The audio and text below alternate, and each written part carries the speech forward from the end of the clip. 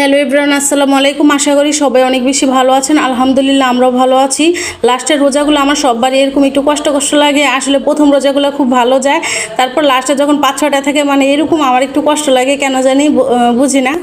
আমার ছোট কাকা হসপিটাল ভর্তি ছিল, আপনাদের তো গত ভিডিওতে বলছি। তো আমার কাকা যেহেতু ঢাকা আসছে, তাকে তো আমাদের বাসায় না আনে একদম ছাড়বই না। আর আপনাদের ভাইয়া তো একদম নাছোড় বান্ধা, মানে আমার কাকাকে বাসায় আনতেই হবে। আর আমার কাকা তো অনেক বেশি অসুস্থ ছিল, তো আমার কাকা যেহেতু সুস্থ হয়ে বাসায় গেছে, এটাই তো অনেক বড় কিছু। আর কাকাকে দেখবো না সেটা তো হয় না, ঢাকা আসছে আর আমার বাসায় আসবে না, এরকম তো হতেই পারে না। তো কাকাকে অনেক কিছু বলে কয়ে তারপর হইতেছে আমার কাকাকে বাসায় আনছি। তো আমার চাচিমা আসছিল, আর যেহেতু আমার কাকাকে কি বেশি একটা ঢাকায় আসে না, যখনই আসে হইতেছে যে কোনো একটা কারণবশত আসে আর কি, অসুস্থ বা যে কোনো একটা কিছু হইলে আর কি তারা আসে, বেশি একটা আসেও না। আর এইভাবে তো কাকাকে যেতে দেবো না। তো আপনাদের ভাইয়া তাকে নিয়ে আসছে বাসায়। তো হইতেছে আমার কাকা একটু সুস্থ হয়ে বাড়িতে গেছে, এটাই আমার কাছে অনেক কিছু, লক্ষ হাজার কোটি শুকরিয়া আল্লাহর দরবারে।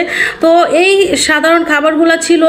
আর রমজান মাসে তো এত কিছু করাও যায় না, যেহেতু ইফতারি থাকে, আবার হইতেছে রাত্রে তো একবার জাস্ট খাওয়া হয়। তো তাও তো আমার কাকা আসছে, তার জন্য তো কিছু না কিছু রান্না করবোই। তো আপনাদের ভাইয়া এই বাজারগুলো করে দিয়ে গেছে আমার কাছে। তো আমি আবার রান্না বসাই দিছি। বাজার টাজার এগুলো তো আর দেখানো যায় না ভিডিওতে, কারণ ভিডিও অনেক বেশি বড় হয়ে যায়।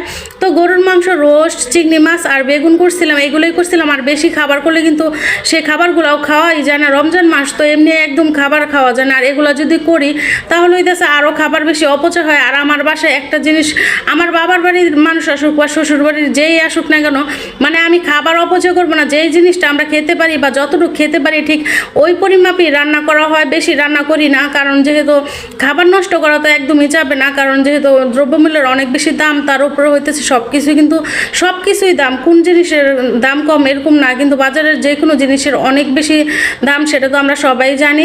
তো এই সাধারণ খাবারগুলো যতটুকু আমরা খাইতে পারছি ঠিক ততটুকুই কিন্তু রান্না করছি। তো এখন হইতেছে শরবত বানিয়ে নিতেছে। আর আপনাদের ভাইয়াই তো যেদিন আমার বাসায় একটু রান্নার চাপটা বেশি থাকে, সেদিন আর আমি বাসায় ইফতারি বানাই না। আপনাদের ভাইয়া বাজার থেকে হইতেছে ইফতারিটা কিনে নিয়ে আসে, তো আমার এদিক দিয়ে একটু সুবিধাই হয়।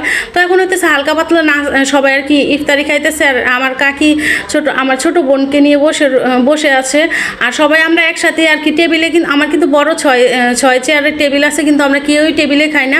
সবাই আমরা রুমে খাবারটা পছন্দ করি খাওয়া, কারণ সবাই একসাথে বসে খাবার খাই, গল্প করি, বসি একসাথে, অনেক কথাবার্তা বলি। তো একসাথে কিন্তু টেবিলে বসে এই আনন্দটা আমার কাছে লাগে না। আমাদের বাসায় যে আসুক বা আমরাই বাসার মানুষই হোক না কেন, আপনাদের ভাইয়ের সব সময় হইতেছে আমরা রুমের ভিতরে বড় পাটি বিছাই। আর যদি বেশি মানুষ হয়ে যায় সেক্ষেত্রে আমরা হইতেছে খাটে আর হইতেছে নিচে বসে খাই।